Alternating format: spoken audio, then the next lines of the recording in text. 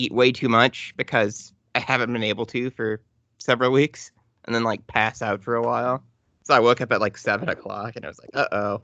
It's like, well, okay, it's 90 minutes, right? Nope, it's really fucking long. Sorry. Ugh. We're on now? Okay, cool. Yep. Is So yeah, everybody I almost in? bailed. I almost bailed on it, but happy I stuck with it. No, Yeah, we're well, glad good. that you stayed with us. The more voices we get, the better. Definitely. So we are already recording. So why don't I start? Is everyone ready? Hi. I'm gonna go get. Yeah. My water bottle is too far away for me to reach. I'll be. Yeah. Well, Start editing. Remember. and then we'll get to you. Yeah. Then. Alrighty, so we are inside Movies Galore. Then we are going through our Anime August theme, and tonight's host is, in fact, the anime god, Jacob. Jacob, why don't we leave this over to you for tonight, and tell us of this glorious film that we have watched tonight. I am Kami-sama? I did not know that. Okay. Well, tonight we are going to do Kimi no Nawa 2016 film from Makoto Shinkai that was released here under the name Your Name.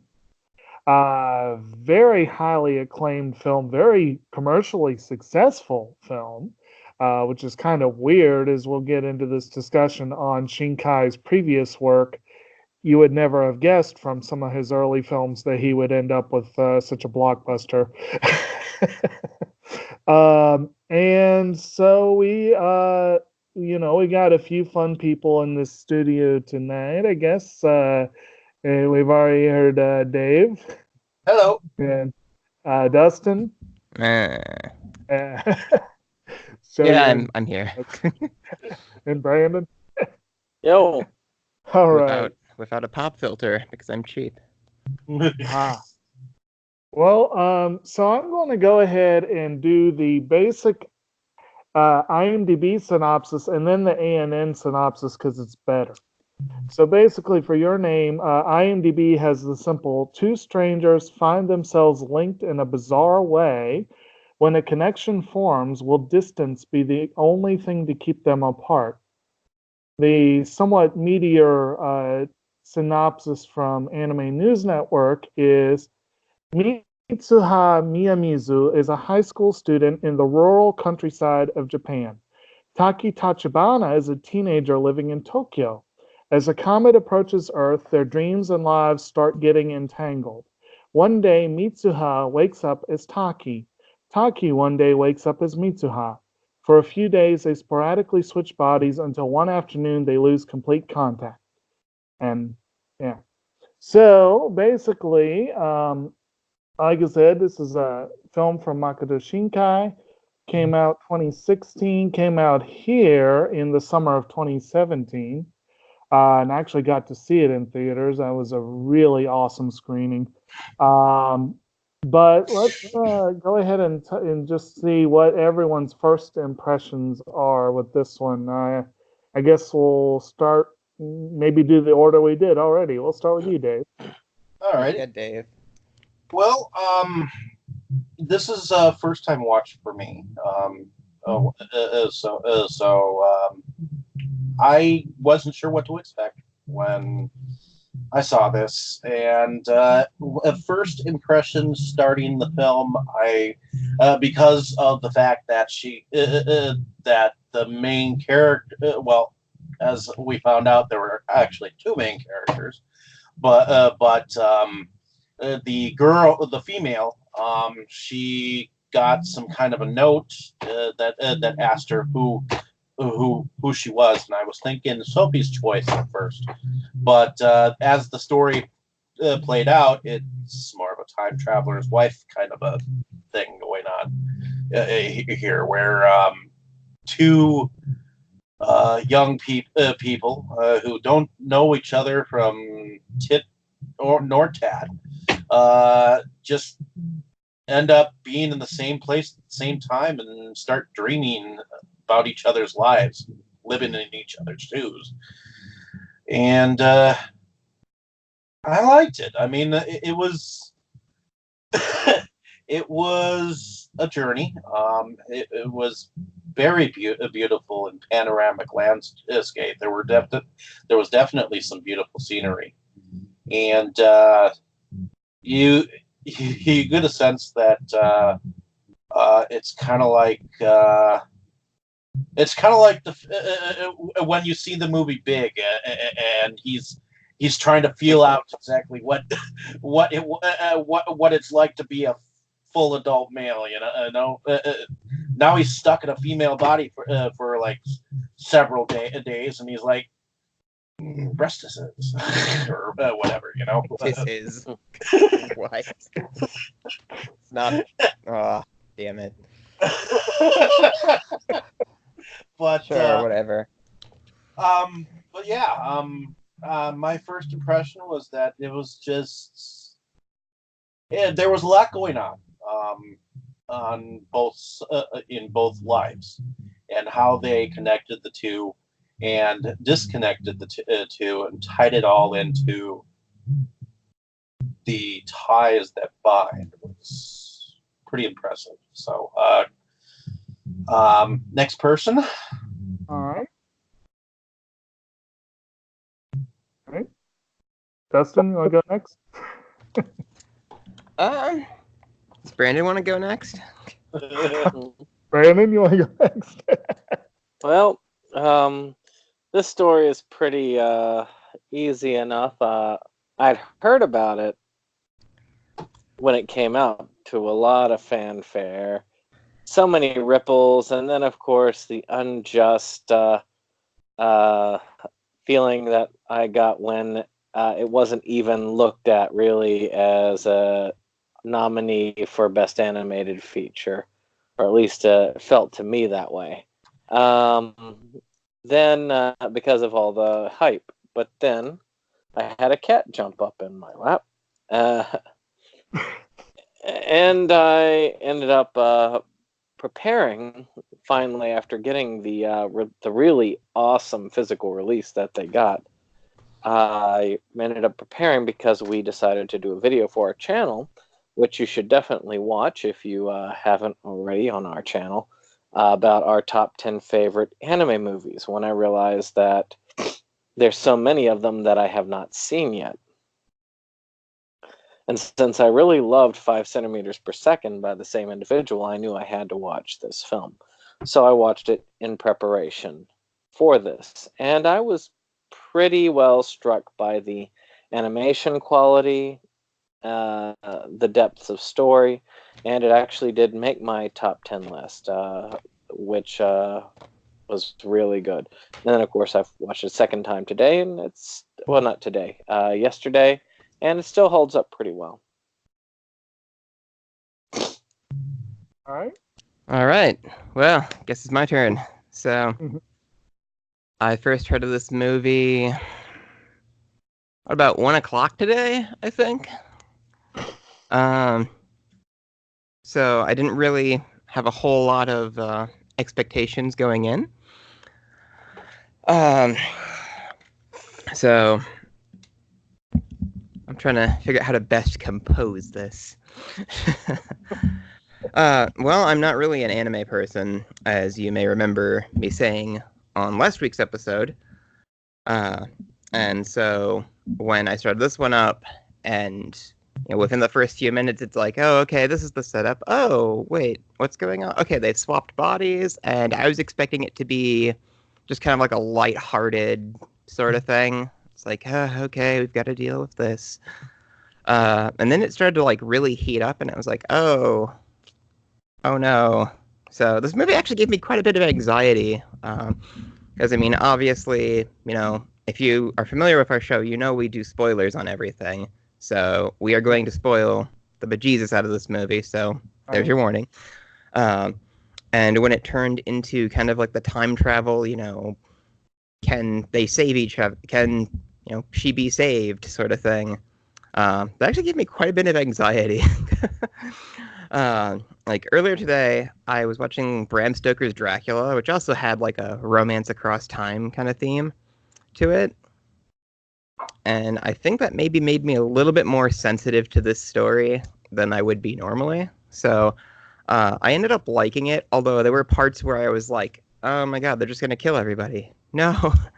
So, I mean, I would recommend it, like, having seen how it turns out, but I was kind of ready to mutiny, like, up until the last couple minutes. Like, I think I was preparing this whole, why would you do this to me speech. Well, in fairness, the first time, and actually, I thought about jumping in as soon as you said spoilers, and I kind of wish I had, but whatever. I will go ahead and recommend to our listeners, it probably would be a good idea to not listen to this all the way through until you've seen the movie, because that big twist is a big twist. And it's pretty important. The first time I saw it in the movie theater, I didn't know it was coming. And it was like, holy crap. And so, yeah, Dustin, I'll admit, the first time I saw it, I felt some anxiety. I was like, where are they going with this? I was mad.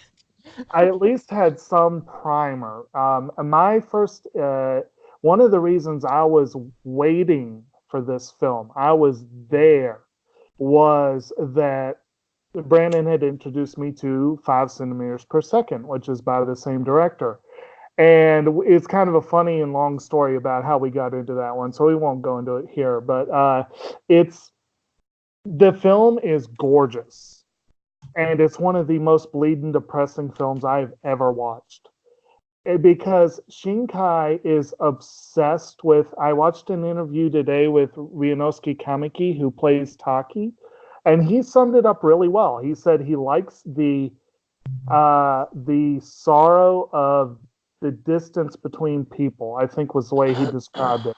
And yes, Shinkai is obsessed with that. His films are all about the different types of distance that people might encounter and the sorrow that results from it. And 5 centimeters per second is about a guy coming to grips with the loss of his first love. So, like I said, it's depressing. But not as physically distant as Voices of a Distant Star. Yeah, that was his first film, and again, you could do a whole thing on Shinkai. But prior to seeing this, I watched 2 of his films that Sentai released. His previous film was a very short film called The Garden of Words, and it was flipping gorgeous. But this film actually knocked that one out of the water. His films are each one is prettier than the last, but they're like, there's like the substance too. This was probably my 5th time seeing this. I've seen it once in the English dub, and I've seen it, I think, I watched it in preparation for our best of video. I watched it this time. I, too, have that really kick-ass Funimation bonus edition set. I just absolutely love the film. And I absolutely love it. But I will admit that, again, that first time seeing it, not knowing what was coming, I agree. There was some nervousness. And it is one of those ones where if it had ended any differently, like if they had cut it off 2 minutes earlier, I would have probably been like, what the hell? I was ready to come after you because it looked like it was going to do that. So it is one of those. You never know. You never know with him, no. But yeah, and but then the end happened, and I was like, oh, I love that. It's great. I'm a little sad by it, but it's great. And the song that played over the end credits, just so you know, and we'll get to the music later. That's a huge part of this one. But yeah, so that's pretty much my first go. I'll go ahead and do the basic setup. So you have the movie starts with a moment that they keep coming back to. It's a very important moment, and that's a moment where the comet Tiamat is heading over the Earth, and it's this beautiful display, and everyone all over Japan is just awestruck by the display. And then when a piece of the comet breaks off, they're all like, "Oh, that's so cool! That's so awesome!" Wham. And the big twist revolves around finding out what happened to that other piece. So, um, but basically, then you switch into Mitsuha waking up, but she's completely disoriented and confused and doesn't know what the heck's going on. And then she's like, looks down, and it's like, that's not right. And her sister walks in on her exploring what's not right. And then you switch to the what looks like the next scene, but then you find out it's the next day. And so they kind of introduced the body swap thing very cannily. They show Taki in Mitsuha's body for one short scene, then they give you Mitsuha for a while, and then they switch to Taki, but with Mitsuha and Taki's body. It's kind of it's a weird way of introducing the characters, but I think it worked really well for the movie. But it does start off with a body swap premise. You have these two characters who've never met, know nothing about each other. One lives in the country and yearns to be in the big city, and one lives in the city and is just caught up in the flow of things and needs a break, basically. And one's a guy and one's a girl. So there's two of your distances right there, the distance of gender and the distance of completely different life. And they suddenly spontaneously start switching, and of course everyone around them is like, well, what was with you yesterday? It's like you were possessed or something. It's like, and just kind of goes from there. But what do y'all think about some of those early scenes, like how the characters interacted and reacted and all that kind of stuff? The line I have the most fun with is the one with the little sister. Basically, she's like, "You sure do love your boobies." I just it cracks me up every time I hear it. Because that kind of reminded me of my own sister, who would wake me up. Christmas morning, she would be like, "Wake up! Santa's here, or Santa's been here," and I'm like, "Go away! I want to go to sleep." Yeah, she just kind of throws the door open and, "Yes, what are you doing?" Yeah, but yeah. So basically, Mitsuha lives with her sister and her grandmother, and her father is estranged from the family and is the town mayor. And while the others live in a shrine and are basically shrine maidens. And Taki again lives in the Tokyo, and he lives with. Yeah, I never was entirely clear. I guess it's his older brother, but like an older family member, but he's kind of on his own for the most part. Well, yeah, he kind of lives kind of a private life. It's like he's kind of like a nobody, almost up until up until he starts having the body switches, and evidently he works as a bellboy. Waiter. Oh, waiter. Yeah. A waiter at a really expensive restaurant. Mm-hmm. He starts evidently realizing that the friends that he hangs out with hang out at these expensive ass places down the road. Yeah. But, anyways. Yeah, it's actually when Mitsuha as Taki looks at the menu for the first time, she's like, "I could live for a month on these prices." And his friends look at him. Where are you consider from? what they thought. Like they were like a sidewalk cafe. Let's go, and then they're eating on a bench next to a vending machine. Yeah.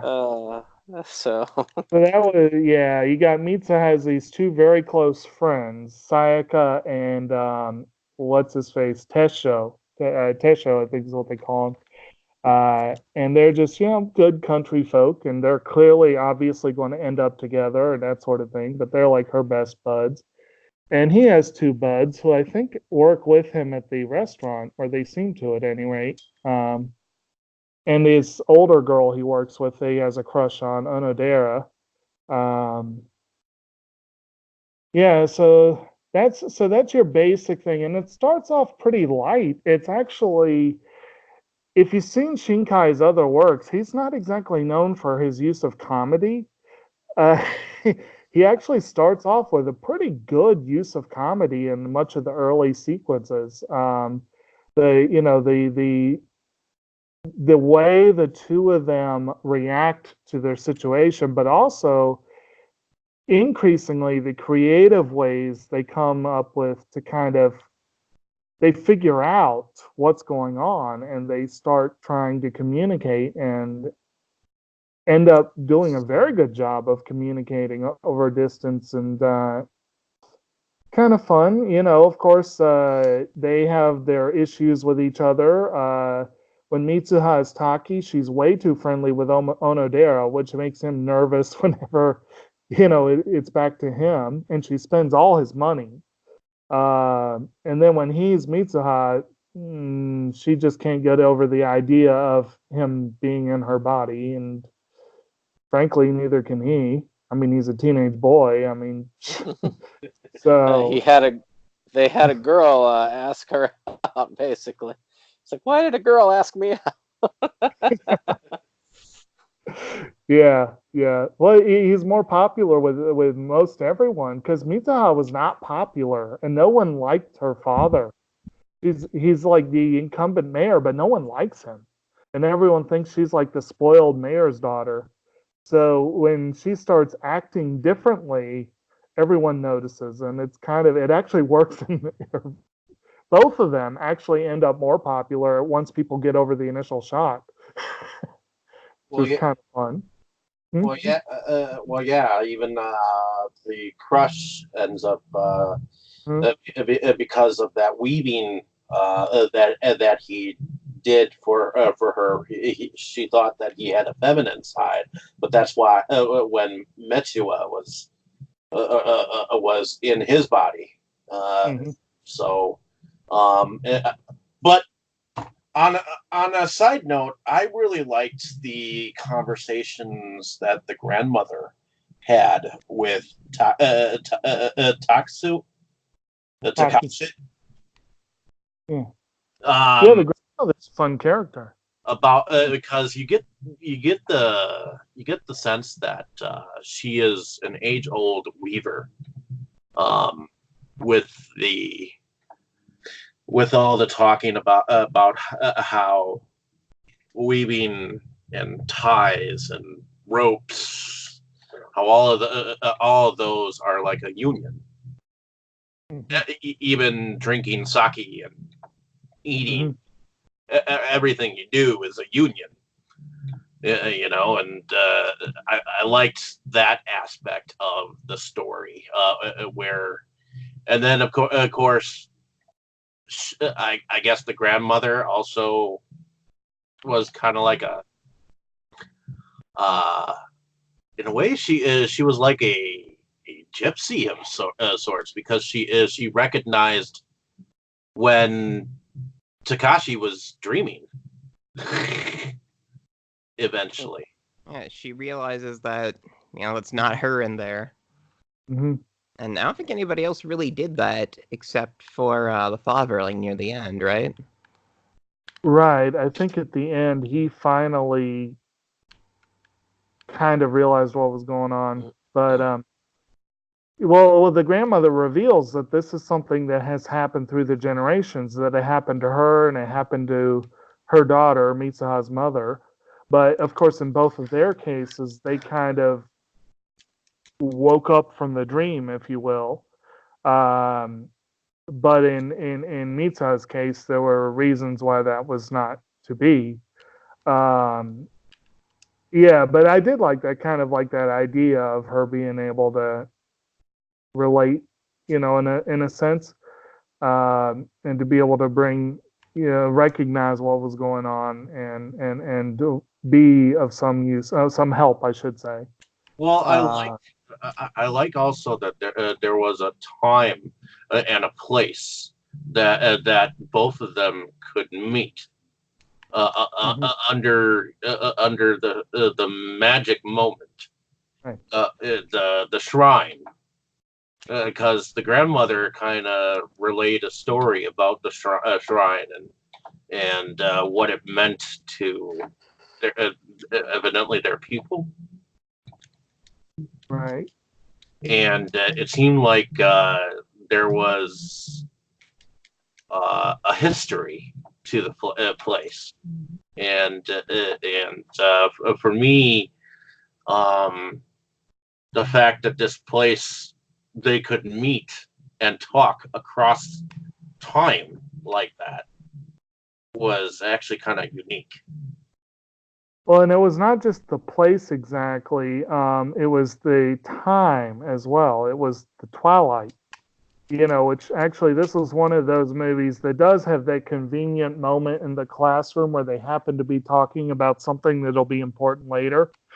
Yeah. And that's where the teacher is talking about twilight and the ability to meet, I guess you could say, visitors from another world would be probably the best way to put it. Like, or another time or another place or whatever. That ends up actually playing into it because they are able to finally meet at the exact moment of twilight, which is kind of fun. It was kind of fun. This was like a good use of the word twilight. Ouch. I had to slip that in there. Sorry. I was going to say, which book? But at any rate, um, so yeah, so that, but up until then, there's of course a lot of other things that happen, and a lot of it results around, you find, as we saw in the description, eventually they reach the point where they're no longer switching, and it actually kind of coincides with the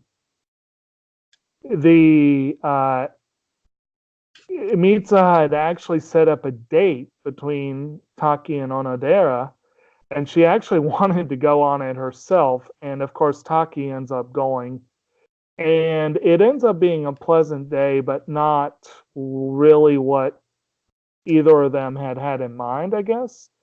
And she's like, I know you had a crush on me, but you're in love with someone else now, aren't you? And he's like, am I? Like, he hadn't even thought about it up to that point. But of course, you eventually find out that she had actually gone to Tokyo that day and met him, but he didn't remember it, and she didn't, No, evidently But that, of course, what's that?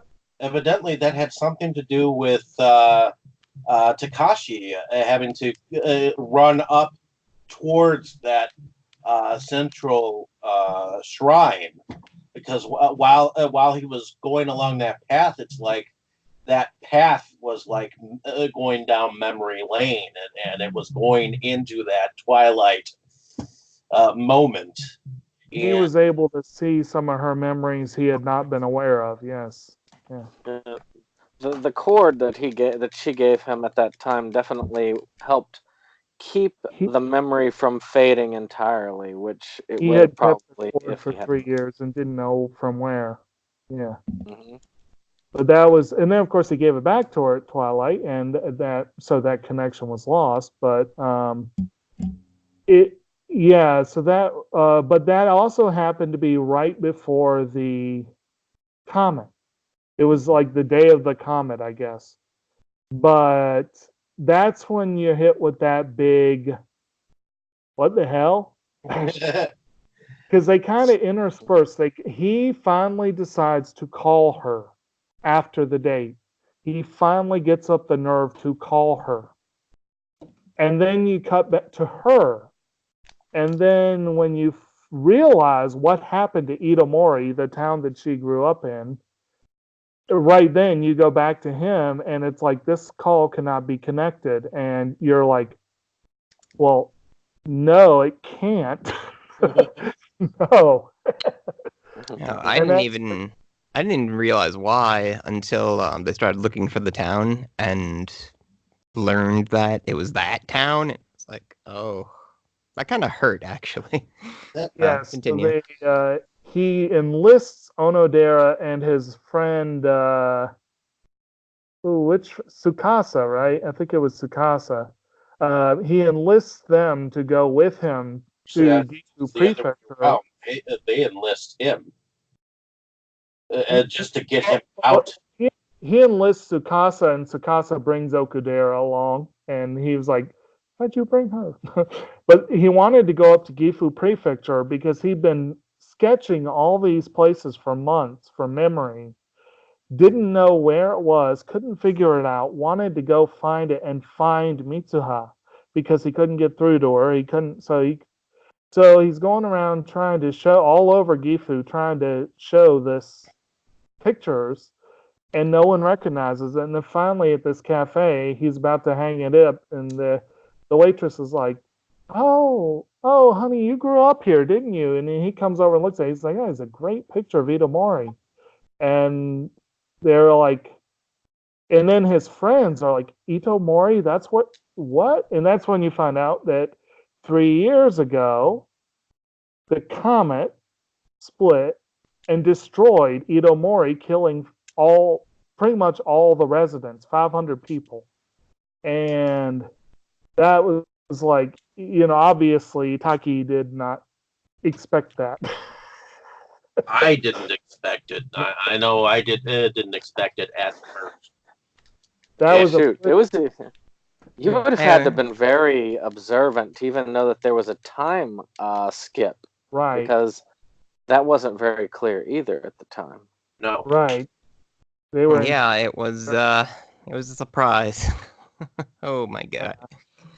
So that was it basically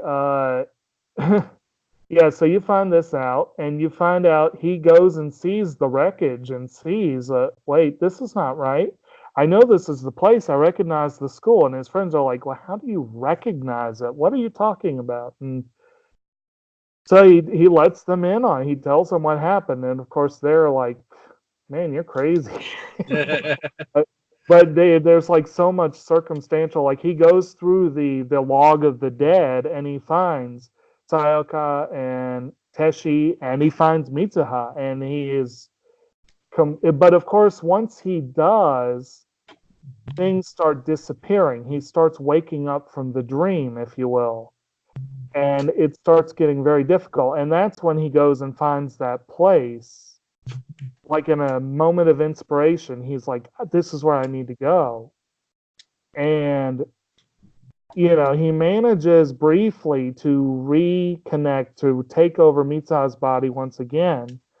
And she gets Sayaka and Teshi to, we need to save the town. And of course, they don't believe her right away, but eventually they come to, whether we believe you or not, we're with you on this. And unfortunately, no one else is.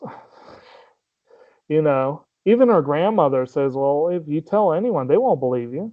And it's like, well, he's like, that was a surprisingly, I liked what he says, something like, that was a surprisingly uncommon response from her, or something like that. But so then, they're desperately trying to save the town. He knows the school is outside of the blast radius. If they can get the town to the school, they'll be saved. But you try telling people, wait, this comet's going to kill everyone. Yeah, well, how do you know that? So, and then of course he has his reunion with her. She takes over again. And once she, you eventually, you kind of, it leaves you hanging for a minute, but then you eventually find out that there were casualties in the sense of injuries, but no one died. So they succeeded. It was great. It was awesome. But the two of them, they go back into what this started the film of I feel lost, I feel disconnected. There's something out there. I don't know what it is. And then, like I said, at the very end, things come together. At And the that's very, very end. very, very end. Yes, yes. Giving it a much happier ending than pretty much any Shinkai film I've seen. Yeah, I was like standing up in my chair, like, turn around, damn it! Right. I did not handle that Well, last there 10 minutes very actually- well. there actually is a similar moment in 5 centimeters per second that does not turn out happily. And yeah, it's kind of you can see why I say that one was depressing. But anyway, so we pretty much I've gone through I think most of the plot. Anything that I've missed, go for it. But does anyone have specific character notes they really want to get into? Like, Well, it's interesting about the father because he comes across as a smarmy politician, but you do get to understand what his motivations were at the time, and even the rift between him and the grandmother. So I thought that was kind of interesting that even an asshole like that had some depth to him. Still wonder with where they were, and I didn't think about this as much the first time that I watched this, but I was thinking to myself, how did they save everybody? It didn't look like they were going to do it because it looked like they had already gotten them to say, "Stay where you are, nothing's wrong," and then suddenly it hit, and everybody was safe. So the only thing I can think of is that it was too late. Most of the people had moved by the time they had reached them, but it didn't look like it was the case. right. Now, of course, they only showed a few scenes of the townspeople, so it's entirely possible that a lot of people had moved on the early calls and just, and then when the new call came over saying this was just a fake, don't worry, stay where you are, some of them might have been, well, I'll just stay where I am. It's what? Yeah, I know what you mean. Like, it really does seem like they mobilized quickly when they had to, but did they really have the time they needed to? It does. You do have to wonder a little on that. Like I said, a lot of people were injured. And the main thing is the comet actually, this is why the comet was so fatal. And apparently, Mitsuha and Sayaka and Teshi were standing meters from the impact site. They were right there at the impact site, and the impact site was right where a large festival was happening.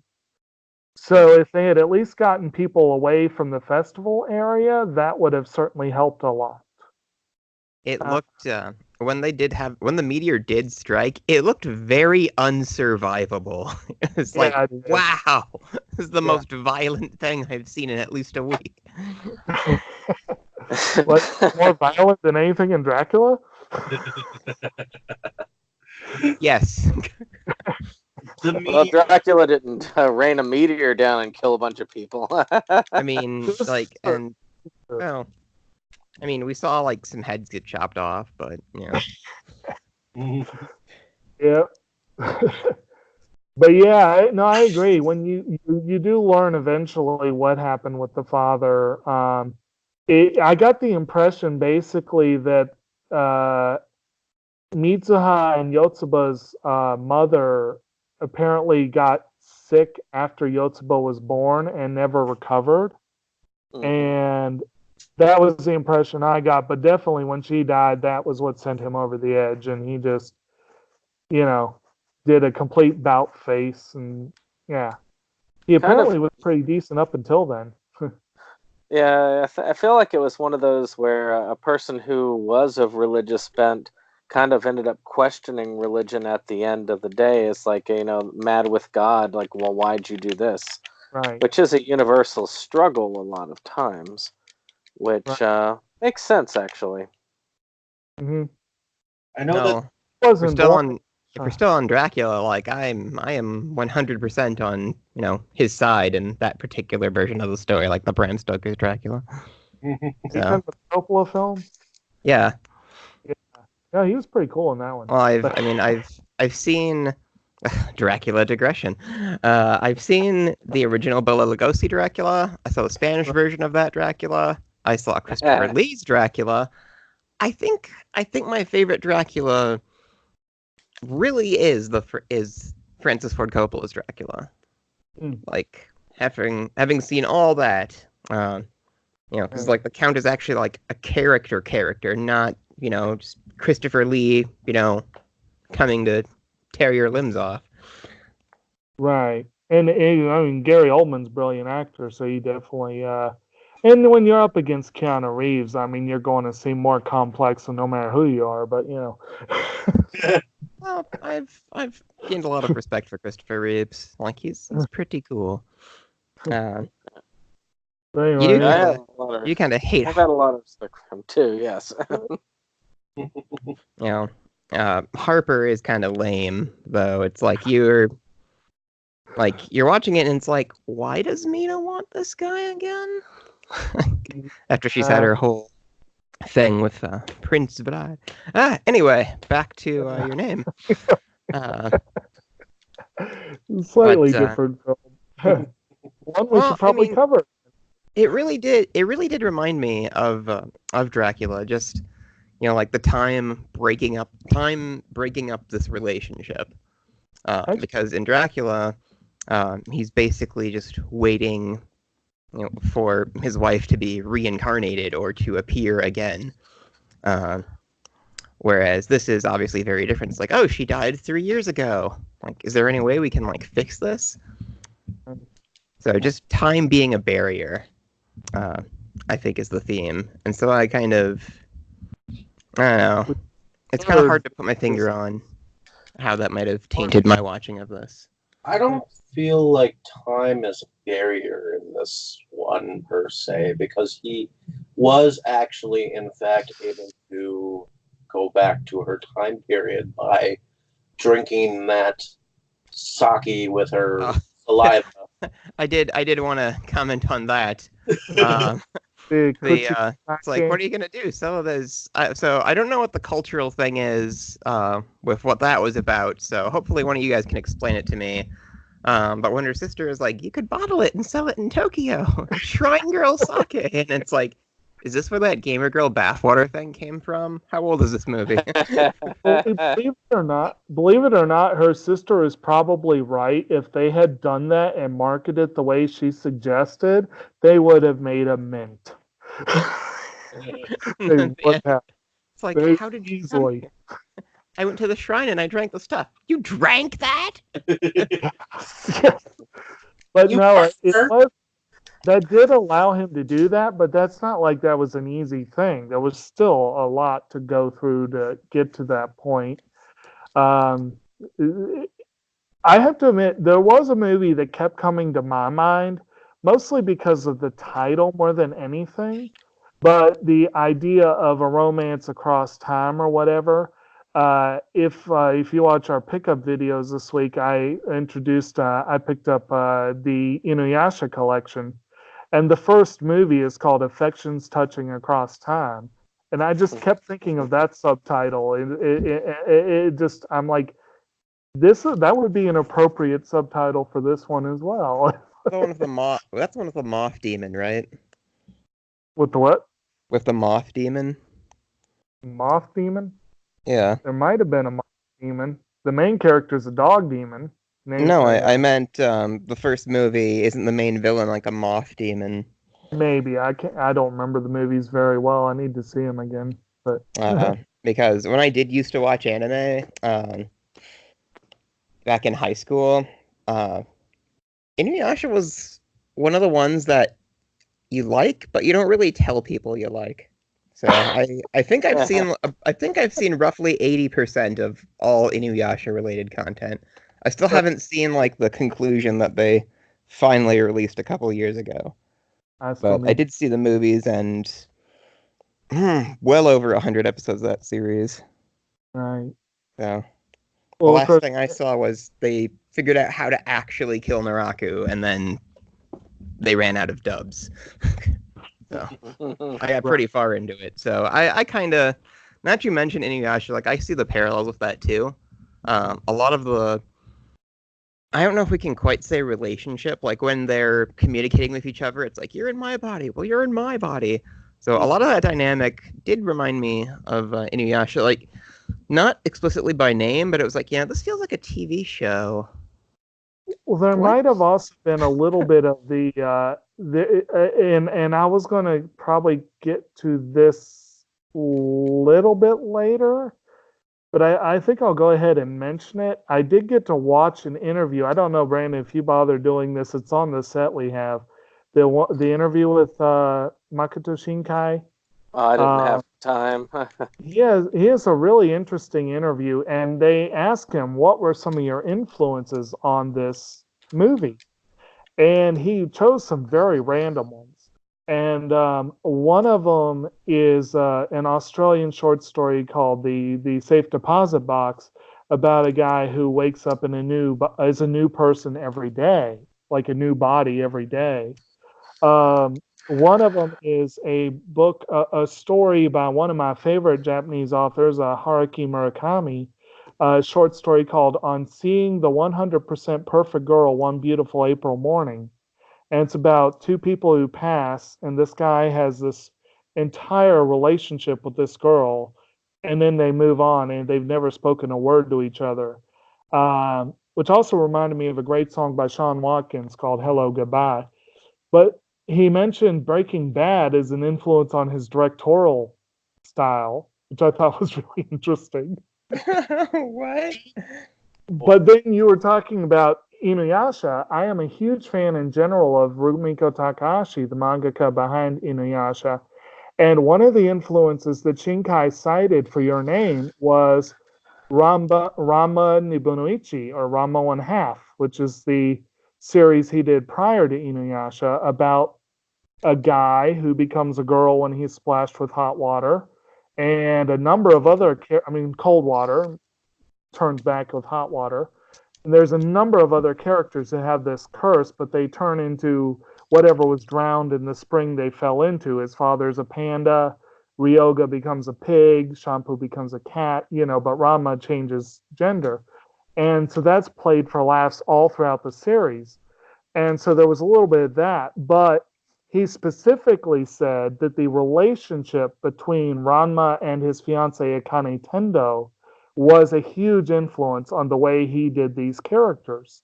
That whole relationship, that bickering back and forth, that threatening you, stay away from my body, that sort of thing, was based on Ranma and Akane's relationship. And there's a lot of their relationship in Inuyasha and Kagame's relationship. So I can definitely see that. Yeah, that was when he mentioned that, I was like, I do see a Takahashi vibe to those scenes. I do. So I like it. I like hearing what people's influences are. I find it very intriguing, and especially when you can go back and see how they play in, And Dave, this is one of the reasons why bonus features can be fun. Yeah, I do kind of have a comment with the body switching things. It's like, well, okay, so you can't touch anything, and it's like, you guys have done this like what, like a dozen times? Like that's how much this has happened. Like you're gonna have to use the bathroom sometime, okay? Just accept it. Yeah. No, Yeah, you can't for an entire day. You gotta make sure. She does tell him, "You cannot bathe." No. Yeah. I'm sure that went over well. Yeah.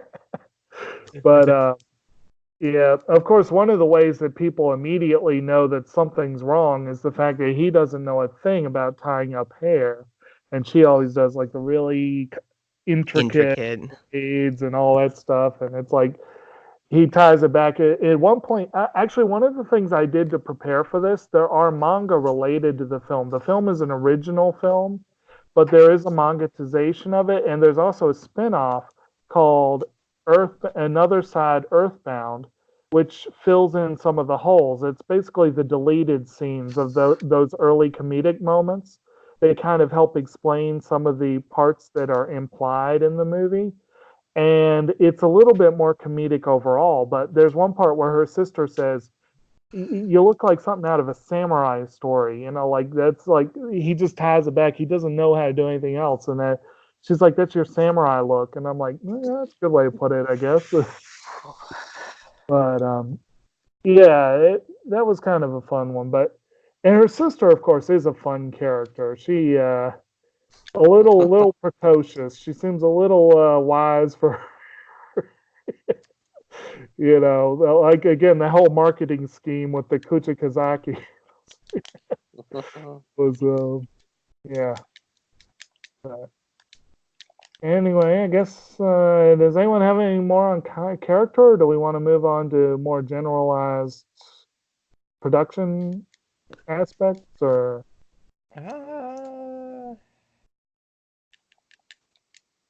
any thoughts I think on? I think we did a pretty good job on that. I Okay. think we did. Cool. All right. My only my biggest thing is I liked that flashback of of what's her name's past. The one that it just went very fast about how her mother died and her father ended up. I mean, you started getting a flashback of what actually happened. Why the father actually left and all that jazz. There was just a little montage of imagery of the past, and that was part of that going over to the shrine. That those little flashbacks, those were very cool to me. But we can move on to production values. Well, as a bridge for that, I do want to talk briefly about the casting. I just now am looking up the actress who plays Mitsuha is Mone Shiraishi, and she plays a character in one of my absolute favorite films, the live-action version of Chihaya Furu. So I'm like, now I have to see the live-action Chihaya Furu. And she voices Alita, the Japanese dub for Alita Battle Angel. So I'm like, that's kind of cool. Is that is it that new one? No, yeah, which I saw that the other day. It was quite good. Well, I have it now, and well, we'll talk about that later. The biggest one, though, Taki Tachibana. If any of you watched the Japanese dub of this and Summer Wars, you probably would have recognized him because he's played by Ryunosuke Kamiki, who's the guy that played Kenji in Summer Wars. So, we had 2 movies in a week that featured the same male lead. And I did not realize that was going to happen. That's kind of fun. And of course, both of them cameo as themselves in the new film by Shinkai called Weathering with You. So that's kind of cool. So I need to see Weathering with You. But at any rate, and another really good anime film, The Princess and the Pilot, is one that he stars in.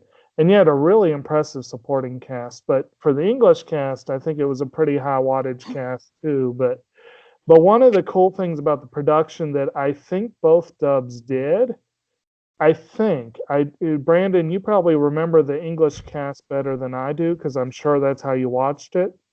Michael Sinterniklaas and Stephanie Sheh are the main characters. Did they voice both versions? They voiced both versions of themselves, right? Like the Taki and the Mitsuha version of each one? I think so. Because I know in the Japanese cast they did.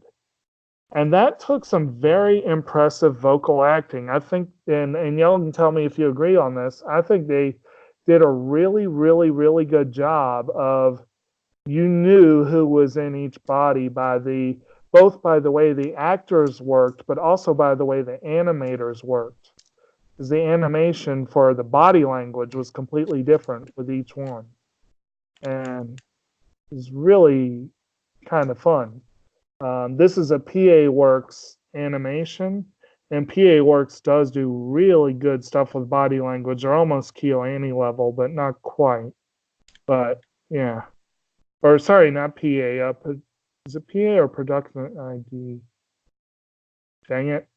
Yeah, the only production thing I noticed was Toho's name on this, and it's like, is there just, and I was like, is there just one studio in Japan, or? Oh no, and this one had a lot involved, a lot of them involved, but well, Godzilla, that's how I know Toho, and so it's been like weird to see it like appear on these anime. Well, yeah, without the Toho saying that it's Toho, it's just the emblem. I think Comics Wave actually has worked closely with Shinkai over the years, and they were a big part of this too. Actually, quick story. Sorry, just a quick story. That reminds me of one of my earliest like anime experiences. We were watching the Cooler's Revenge movie with a friend of mine who never watched anime. And we got like a laugh track that he was doing like the whole time. And when the crashing waves and like the logo like appeared, he's like, "What is this, a Godzilla movie? And what's?" No, I'm in production. Yeah. What I was looking for, but yeah. But at any rate, the animation is pretty gorgeous. This is a film that was awesome on the big screen. It's awesome on Blu-ray. I mean, this is like they really, really, really did bring the people involved. I think really brought their A game with the animation, particularly the backgrounds. If you watch any Shinkai film, the backgrounds they're almost photorealistic. They're really very impressive. And I think Shinkai himself is actively involved in the background animation, I think, even in these newer films. I know he was in the older ones. But, of course, as animation director, he couldn't be as hands-on as he used to be because he got to keep everyone in line, and this was a big production, but, But, yeah. No. Yeah, the animation on this was pretty amazing. Like, that was consistently really impressive, especially that sequence when he's kind of going through time and like seeing the comet. Like, I think I took a couple like pictures of that with my phone because it was just so intense. I was really impressed by that sequence. Go ahead. I was gonna say I think Shinkai's work, I mean, imagery is definitely key in moving that most of his plot lines forward, and there is a definite fascination with space. Matter of fact, I can only think of maybe one or two where space did not have a factor at all, because even in 5 centimeters per second, they were talking about the space program from Voices from a Distant Star, and of course, Place Promised in our early days. The only ones I can think of are Garden of Words and what's that other one? The Children Chase Lost Voices, which is more fantasy. Let's see here. And of course, another major feature of it was the music, which was by the band Radwimps. They did 4 original theme songs just for the movie. Dream Lantern or Yume Toro, Zen Zen Zense, Sparkle, and Nande Monaya. And Sparkle is probably my favorite. That's the one that plays at the big emotional climax of the film. Nanda Manaya plays over the end credits. Zen Zen Zensei plays over the original opening credits and was in the trailer. And it became a huge smash hit in Japan. People were calling it the Japan's version of Let It Go. It was that big, which is like, yeah, it's crazy. And then Dream Lantern's a short one that kind of starts the film. I was kind of taken aback the first time I saw it. The part with Zen Zen Zensei is it's like an opening theme sequence from a show. Like Dustin, I agree with you. The early part of the film felt a little bit like a series at times. And that part where they broke off for an opening credit sequence, I was like, well, that's interesting. It was very nice. It was very well animated, and the song's really catchy, but it was, I don't know, maybe it would have been more Let It Go catchy if I spoke more Japanese, but it's still, and the band actually they themselves redubbed all the songs and re-recorded them for the English version. So if you watch so the Radwimps actually gets promoted pretty heavily for this one. And Shinkai worked closely with them. He actually modeled certain storyboard scenes based on the music, and he had them change some lyrics to fit the story. But it was a good example of music being very closely tied to the fabric of the film, which is actually pretty common with his movies. Like, as depressed as I was by the end of 5 centimeters per second, the song that plays over the end was just like the perfect ending for me. You know what I mean? It was like, Oh yeah. so, yeah. I mean, it is good that the special edition came with the soundtrack, which was nice. Yeah, that was great. Yeah, just keep talking about this awesome release that it got, and all I have is this like bare bones thing that Dave gave me. Well, we paid a lot for it. I think I pre-ordered it. I probably paid $60.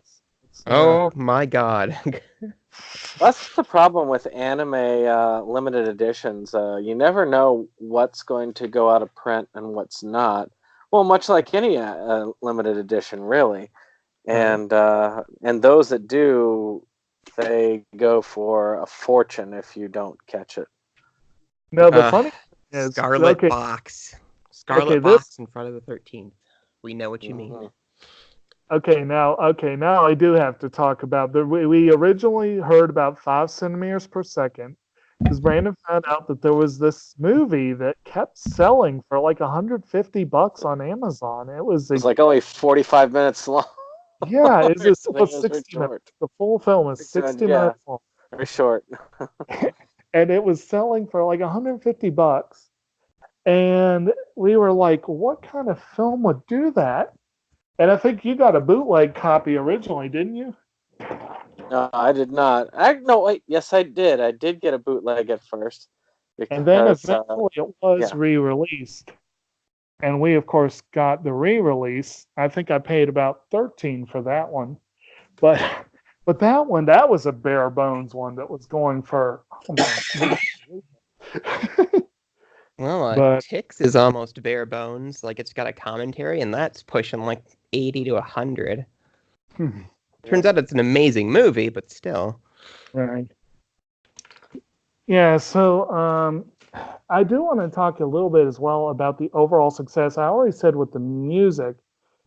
This one actually it's the second highest ever gross for a domestic film in Japan, behind only Spirited Away. The fourth highest they've ever had, with Titanic and Frozen being the two that were higher. The first one not directed by Hayao Miyazaki to get more than 100 million at the Japanese box office. It dethroned Spirited Away as the highest grossing anime ever until Spirited Away got a re-release, or its first ever release in China earlier this year. So now it's back on top. But that's like, it's for a guy who started out with Voices from a Distant Star. Yeah, that's a pretty good improvement in one's status, I guess. And it's rated 73 on IMDb's top films, which I think puts it behind only Spirited Away and probably one or two Pixar films for animated features. Toy Story 3. Of course. Of course. Yeah, gotta have that one in there. Oh, I'm sorry, The Lion King is also in there as well. Like the Got it. new one? No. I'm Oh, talking. okay. So it's a relief.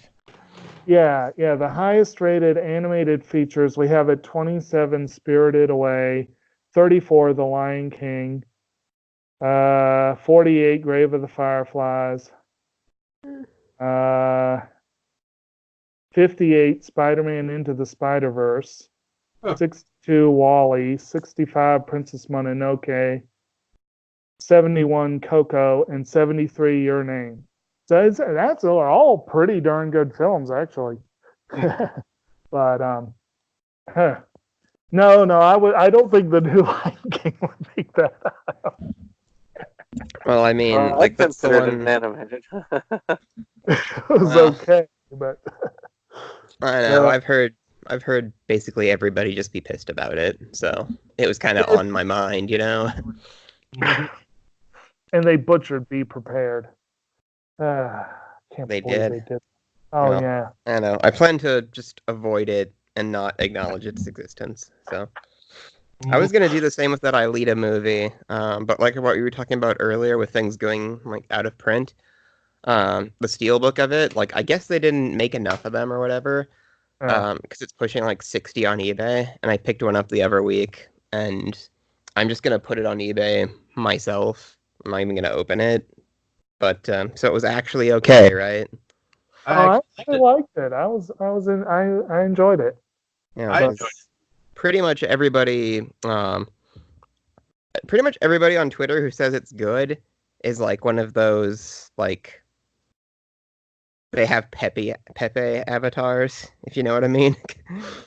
So um, there was this whole thing for Captain Marvel sucks, go see Aelita instead. And it's like, oh well, why do you think that? Because it's like, oh, you're one of those people. I So like Captain Marvel. I like Captain Marvel too. It's just kind of like, It ticked because I bought Alien specifically because I could get a discounted ticket to Alita, and I didn't get there in time, so I got stuck with Aliens for no reason other than I needed to have it. But I don't like the film, so you don't like aliens? I do not. We're talking about James Cameron 86 Alien Queen aliens, right? Right. What in the fuck? it. Well, I think it's time to hit the old dusty trail. Where's the hang up button? Well, I guess I'll stay around. Well, I guess it is getting a little bit late. Yeah, Trying to think it's. of any other big production things I wanted to cover. I think we hit most of those. Oh no. I think you did a pretty good job of being really comprehensive. Um, so I guess we could do. We've done the music. I guess did we do everybody's favorite moments? I don't think we got to that yet. We My did. That's the idea. my favorite moment in the film itself was remember when she actually cut her hair and then she goes and sees the comet. Well, there's a moment where it just pans around her. For some reason, I just love that view of the sky as it goes around. Right. That's my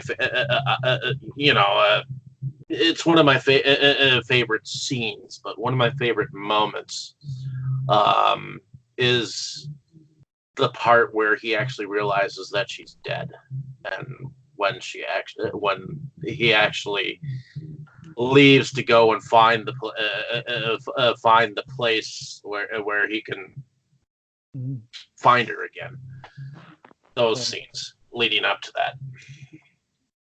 And I'm glad you mentioned that because I often don't really talk too vocally about camera work and animation because I don't want to sound like I know more than I do. And I'm not really an animator myself, so I know a lot about it, but not. I have a hard time knowing for sure how much of it is actual like use of the camera, if that makes sense. But I was impressed by the camera work in that scene. I do feel like they really did the overall composition of that scene was very impressive, and I'll admit it was beautiful too. So I'll admit that was a really cool moment. But like I said, I didn't want to necessarily harp on something that I'm not expert on. But I guess who wants to go next? Well, I mean, to me, of course, pretty much any of the moments that involved him waking up as her and the little sister catching him fondling her, well, basically his own now boobs. And like I say, I don't know why that line that she says just cracks me up, but I just every time Right. I've seen it. Okay, Dustin. I think for me, maybe like my most gratifying moment would have to be like the end when they finally like they successfully save everyone from the comet disaster, and then for like the next, I think it was what, 8 years, like they both have this. It's like I'm supposed to remember something. Mm-hmm. And like you can tell like they keep like just missing each other, like they've both been living in Tokyo for a while, and that's the part that was driving me absolutely insane. It's like, oh my god, are we gonna end this with them not because I hate tragic endings like that. At least if I'm not prepared for them, you know what I mean? Right. And then so my favorite moment would actually be the end where it's like, excuse me, do I know you? And it's like, I've been thinking that so hard for so long. And it's like, finally, yes, go. So I think that was probably my favorite part, because up until a few minutes before that, we don't know if they were actually successful in convincing people to go to like the safe zone. Yeah. So there were a lot of payoffs. Yeah, they had kind of let that in a little bit before, because you had seen those news broadcasts that said they were all, they miraculously survived. But yeah, they did kind of give you a few minutes of uncertainty on that. But and I did kind of like how they ended with, can I ask your name? Like both of them saying that at the same time. We kind of missed one part early on where when they meet at twilight, he's like, we should write our names on each other so we don't forget when we wake up. And he writes a message on her hand, and she doesn't look at it. She starts on his and gets half of a character, and then she's gone. And they both start off, oh, I remember. Oh, great. I remember. And then finally, just like a dream, you forget. You remember, and then suddenly you don't. And it's just gone. And then she finally looks at her hand, and it doesn't say Taki. It says, I love you. And and she's like, how can I find you with this? This doesn't help. I know. And that was a good moment, I thought. But this is maybe worse. The beginning of Jonathan Livingston Seagull, the little short novel, it talks about how if you kept a page or a notebook next to your bed, you could remember the first 10 seconds after you dreamed. And to me, after that 10 seconds, then you start forgetting everything. And it's like, okay, what? Did I pass that bridge? Did I do something? What the hell did I do? And I've thought before about waking up and writing down cool dreams but it's like, yeah, when you try to do that, you start and then it's gone, and it's like, I have a surprisingly good memory for dreams, so that's never quite been a thing with me. Like, I think the most bizarre one I've had in years was, oh my god, like in February. And basically, like, the dream was, like, there was some stupid argument I was in online, and I somewhat sarcastically said, oh, my best friend, so-and-so celebrity. And then what happened in the dream was, like, terrorists kidnapped them And like in the press release they put out, it was like they can only be saved by their best friend. And it's like, wait, what? Am I being drafted? I That have sounds like a premise for a bad comedy. I have two We had an very awesome comedy. There were explosions. It was ridiculous. Right. I've had a couple of them where I've had a dream that it was like I was either in a movie or directing a movie or writing a movie. And I was like, this is a great movie. This is awesome. When I wake up, I've got to remember it. And either I forget everything or what I remember is like, how did I think that was great? But at any rate, as far as me, I agree with Dustin. The ending really does make the movie.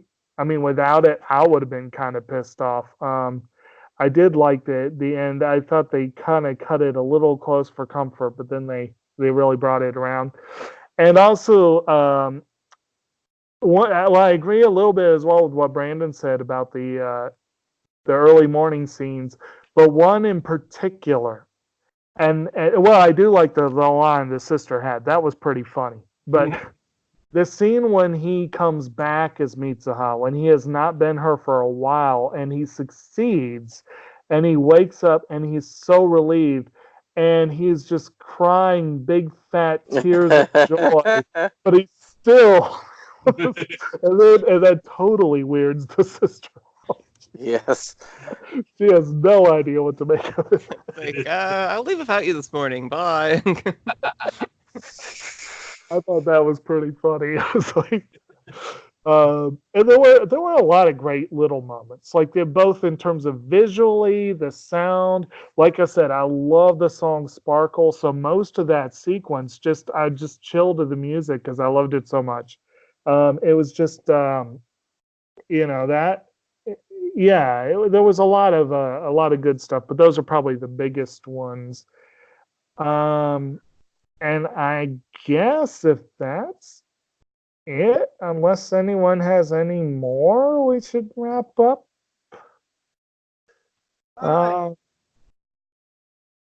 Okay. Well, I liked the intricate design of the ancestral home that the grandmother did. I don't think anyone touched on that because there was a lot of architecture that involved in that particular home setting. It almost looked like it was like something from like the Ming Dynasty or something like that. And not just that, the actual process, they actually show the grandmother and the two girls making those braids and everything, and just the intricate detail there. I was very impressed by that level of detail, and I was very impressed by that. And it wasn't just that the braids ended up with these really pretty patterns, and it was just like they really put a lot of detail into that effort there. And we didn't, as far as the overall, we didn't really talk too much. Obviously, Taki lives in Tokyo, and Shinkai is famous for using real life settings. Like one of the cool bonus features they have on that edition we have is the main actor, the Ryunosuke Kamiki, taking art cards from 5 centimeters per second and actually going to those sites and comparing them to the cards.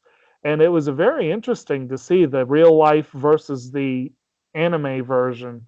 But it's notable that in Your Name, Tokyo, of course, is, lovingly rendered in the film. But Itomori does not exist. Itomori is a fictional town that's set in Gifu Prefecture near Higa. They actually do travel to Higa, but they based a lot of that. A lot of that is based on actual locations, but they really did a good job of building this entire community out of nothing, in still making it believable. Like I've actually saw Google Map pictures where they tried to prove where the town actually was located. Some people had a lot of time on their hands, but it was really fun. Right. Interesting. Yeah. Okay. But anyway, I guess we'll go ahead and lead off. Do we want who wants to sound off first? Okay. What? Well, Oh, I gotta get going. So, Okay. well, I'm Dustin. I run the Crypt of Horrors Twitter and YouTube channel, where I show off my horror collection and attempt to just give my thoughts on the different horror things I encounter. I'm on Instagram too, also at the Crypt of Horrors, with pictures of my ridiculous collection. Um, and that's more or less it. So, trying to work on some content and get ready for grad school to start up again. So, busy time. But anyway, so in closing, at least for me, Your Name turned out to be pretty good. Give it a chance, and I think you guys will probably like it. So, and with that, I gotta get going. Yeah. Oh, also, happy birthday, Lovecraft, because that's when we're recording this. Right. Bye, guys. Thanks. all right. Night. Brandon, you want to go next? All right. I am Septum Sen of Septum Sen versus the World. I run a YouTube channel dedicated to the appreciation and collection of physical media. We cover various topics on the show, most of them movie related, and we've been on a more of an anime bent over the last few months, with top 10s ranging from our top 10 favorite series to the top 10 favorite shows to just in general certain aspects. We also have various vlogging that we do called our vlogcast that we go through. That's our entertainment podcast, and we have one of those coming up. And we have various pickup and new release videos. So, of course, if you enjoy those types of things, or even would like to see what's coming out next week on DVD and Blu-ray, check us out. All right, and I'll go ahead and go, and then Dave can finish us off here. I am Kotobuki Jake. I also am a avid movie and TV and general media collector, and anime does happen to be a big part of that, definitely. And I also frequently guest on Septum Sin versus the World, where, as he said, we have some very fun stuff that's come out of late. Our respective top 10 anime films, both, of course, featured not only this film, but our last two films in this series. So check those out to learn a little more about where those stand in the rankings. And also got a lot of talk on Shinkai's work on our list of the most influential anime that we did. So definitely check those out. I also occasionally update my own YouTube channel, Kotobuki Jake, which is more about nature and the natural world. Upcoming trip will hopefully yield some very fun videos. We'll find out, but I'm looking forward to that possibility. And that'll do for now. Dave? Okay. My name is David Streggy, and I am one of the founding fathers of this Set Here podcast. But all of us get a chance to host from time to time, and I think we have fun discussing these films together. Also, lately I've been doing some collection videos. The recent one that I just posted while we were on this podcast actually talks. I do a little bit of a tour of the state and of organization that my movies are in right now. So definitely check that out. And some of the newer releases that I've gotten lately. Also opened up something that I got in the mail. So, and currently working on getting an interview with a couple of directors, so check out some of those when those come out. Some are still in the editing process, so bear with me. Just been dealing with some medical issues lately. So thank you for listening, and we are going to continue this anime-themed month. Now, anime is not animated. It is anime. So that being said, we have another animated feature. Brandon, why don't you tell us what that animated feature is? Oh, well, we will be covering the film and classic from Studio Ghibli, My Neighbor Totoro, which will end us and send us from that into Supernatural September. Okay. So there we have it, folks. That is our next feature. So stay tuned for more exciting adventures with us as we go down anime a road once again with My Neighbor Totoro.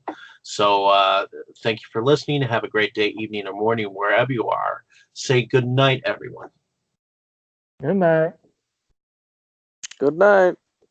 Oh, and stay away from comments. All right. Good advice for us all.